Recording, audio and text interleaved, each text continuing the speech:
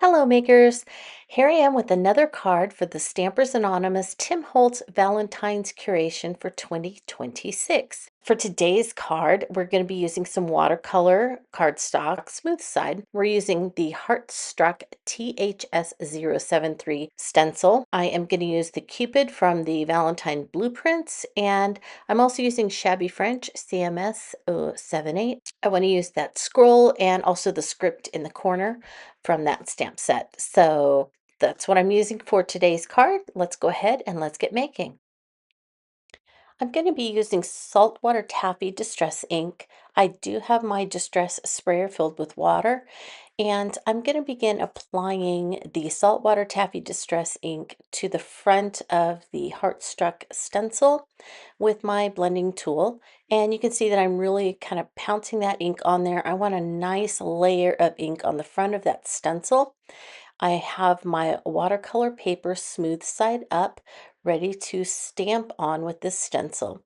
So I'm spraying the front of it enough so that I can see the ink beading up on the front, and then I'm going to turn it over, and the ink isn't going to drip off or anything. It kind of has a surface tension on the front of that stencil, and I am putting the top part of the stencil in the top right corner, lifting it off, and then putting the bottom part in the bottom corner, and then just pressing out any excess with my cleanup cloth.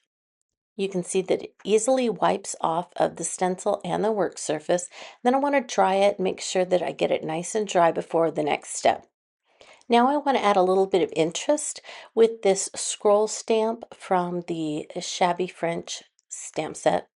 So I'm going to ink it up with the saltwater taffy distress ink. I'm using the same color because I don't want this to stand out too much, but I do want to add just a little interest. So I'm going to watercolor stamp. So I'm now going to spray just a little bit of water onto that stamp, and I'm just going to press it down with my hands in that corner and then up in the other corner where I didn't have too much stenciling. And so that just adds another dimension to the background without adding another color to it. And now I have the script stamp from that Shabby French stamp set, and I am stamping in Lost Shadow Distress ink.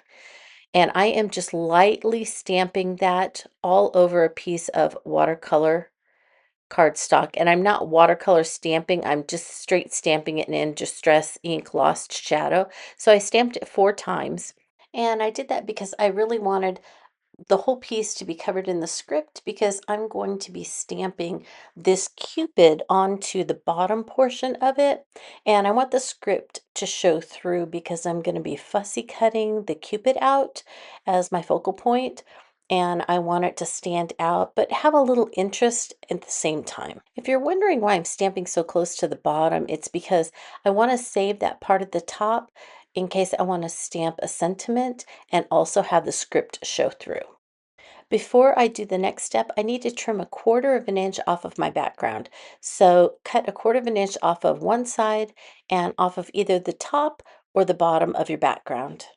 And now that I've done that, I can center my blueprint stamp. So now I'm going to stamp the blueprint stamp again so that all of the little blueprint markings are going to show through. I'm going to cut the Cupid out and the word Cupid from the last piece that I stamped, and I'm going to layer it over it. So as you can see, I have my tonic recoil scissors out, and I'm going to go around and I'm just going to go ahead and trim around the Cupid all the way around the outside, and it didn't take too long. I didn't want you to have to watch me do the whole thing, but I did trim all of that. I didn't trim in the middle of the little bow and arrow. That was just a little too much. And there you go. Now I can pop that up and it will be a little bit of a focal point, but I still have all of the blueprint parts. And then I just cut out the inside of that Cupid nameplate, and that will let it stand out a little more. For my sentiment, I took the extra paper left over from stamping the Cupid. It was that script that I had stamped in the Lost Shadow, and I stamped my sentiment from a stamp set I didn't tell you about. It was the Valentine silhouette stamp set. I used the Be Mine because it was open and I thought it would let the script show through. And so I carefully trimmed it with my big scissors, the shears from Tim Holtz and Tonic. And so I just trimmed around it so that the script is on the outside of the sentiment and it's also in those letters. And so I thought, yeah, I think that that's kind of what I want to do because it will pull in also the script that's be in the Cupid and also the script that is behind the word Cupid. So then I thought I want it to stand out a little more, so I put it on just this is just a an extra piece of black cardstock that I have. So I just attached it to the cardstock and then again used my shears to cut a really thin black mat all around the outside. That will help it stand out. And I also will be able to pop that up with some foam tape, just like I'm going to do to the little Cupid. And then I decided I needed a little more color. And I think earlier I told you that I cut the background paper down by 1/8 of an inch on one side and the bottom, but I actually cut it down by 1/4 of an inch. So I cut another piece of watercolor cardstock by 1/8 of an inch. So it's just an eighth of an inch bigger than my card background. And I'm going around and just blending it with some more of that saltwater taffy, just so that there will be just a thin colored mat behind that, and then on a black card base. And so there I have some layering of colors, and I was happier with that. I have my microglaze. You can see there's a little on my finger there, and I am putting it on the sentiment. And so I've tried to explain this several times and I keep deleting it. So I'm going to just do my best. I had stamped the script stamp on this piece of paper and then I stamped the Be Mine and I want to add some color. So I have put some microglaze over the script because I want the script to remain and I want it to show through the color that I'm going to add to the Be Mine. Now I'm heating the distress glaze because if I didn't heat it, this color would not go on to the sentiment. It would resist, the paper would resist the new color that I'm adding. But if I didn't use the microglaze, the script in the back that I want to show through the new color would have reacted to the water and would have kind of dissipated or dissolved away. So in order to have both, I had to put the microglaze on there to make it resist the new color and the water. And then I heated it so that it would accept the new color for the Be Mine. Hope that makes sense. All right, so now we're going to go ahead and put this card together. We're about done. So I'm going around all of the edges with my blending tool and some black soot. This is adding just a little more definition between each of the layers, but also making sure that they kind of work together or they look a little more cohesive.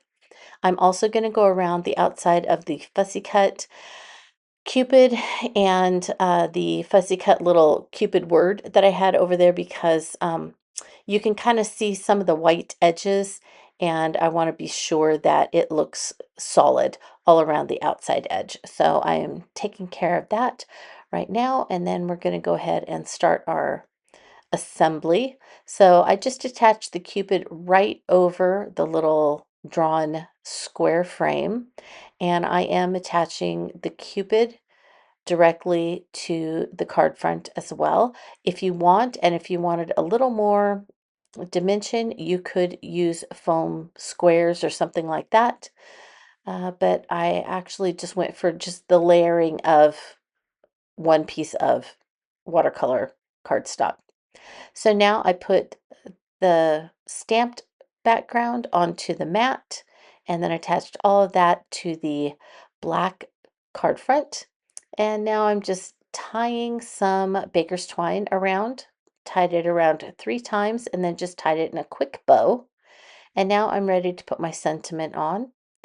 And I decided to just put that flat on there too. I decided against using any foam on this one. And then I realized that I made a mistake and there was, I put that in the wrong place. So I just used a black marker and colored in the area there where I had messed up. Now, at this point, I am realizing that I needed something on both sides of the sentiment. And so I started searching for some little hearts, and I found some on the sentiment that's on the Lovestruck CMS 082 stamp set. And I figured I could kind of work with it, maybe wipe off any of the ink that was on the little scrolls or around it, and maybe get that to stamp on there. And so I did all right, but then, the raised sentiment there, the be mine, kind of messed up that heart. So I just grabbed my black marker that I used on the Cupid sentiment up above and I filled in where I kind of messed up. And then I thought I need to have some on the other side also to kind of balance it out, maybe in the upper right of the Be Mine sentiment. So I got ready to do it all again. I was a little nervous because I really didn't want to completely mess it up. That one turned out much better. I just went ahead and filled it in again though with my black marker. And I thought that was just the perfect little touch. Have a couple of hearts on there, and that's it. So I'm going to show this to you close up so that you can see some of the details. So you can see that watercolor stamping with the stencil, and then the watercolor stamping with the scroll from Shabby French. There's that lightly stamped Lost Shadow script that kind of sets that Cupid apart. And then look how that microglaze protected it so that it is behind the watercoloring on the Be Mine. And then see those hearts, they turned out pretty well, I think. All in all the little details just make for a really cute card. Well, I don't know if you know this or not, but it is my birthday week. And so I want to continue the giveaways to celebrate my birthday. So if you do not have the Love Struck stencil and would like to be considered in the drawing, leave the word Love Struck in your comment below. If you do not have the Valentine blueprints, then comment Cupid in your comment below to be considered for the drawing for that one. And if you don't have either one and would like to be considered for both of them, then just go ahead and leave both Cupid and Lovestruck somewhere in your comment below. And I will do a drawing by noon on Monday, and then I will comment on your comment and let you know if you want so that you can get your address to me. All right. Well, thank you again so much for watching. I hope that you enjoyed this very quick, it really was quick, card with the stencil stamping. And with that, I want to wish you a very creative day.